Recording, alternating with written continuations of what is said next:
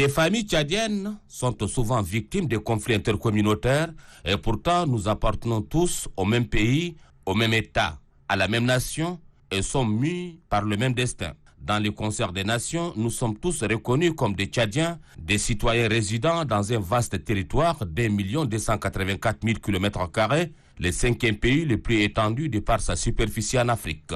Du coup, nous sommes condamnés à vivre ensemble et nous devons par conséquent nous soumettre à un examen de conscience pour éviter de replonger le pays dans son sombre histoire soldée par des morts d'hommes par la faute de l'homme. La paix dont jouit aujourd'hui le Tchad est le fruit des sacrifices énormes consentis par des hommes et des femmes soucieux de l'avenir de la patrie. En clair, le Conseil militaire de transition que dirige le président de la République, le général Mohamed Idriss Déby Itno, fonde son espoir sur le peuple. Bien évidemment, un peuple soucieux de l'avenir de son pays pour la refondation d'un nouveau Tchad réconcilié avec ses propres fils. Le Tchad qui revient de très loin, œuvre inlassablement depuis quelques 2 à 3 décennies à tourner la triste page de son histoire. Le pays s'est engagé résolument dans la voie du développement.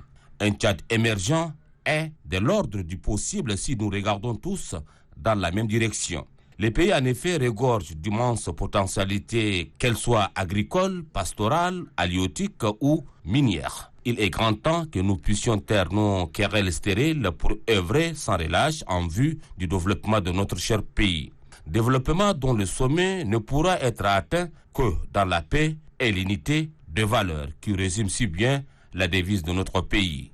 Unité, travail, progrès.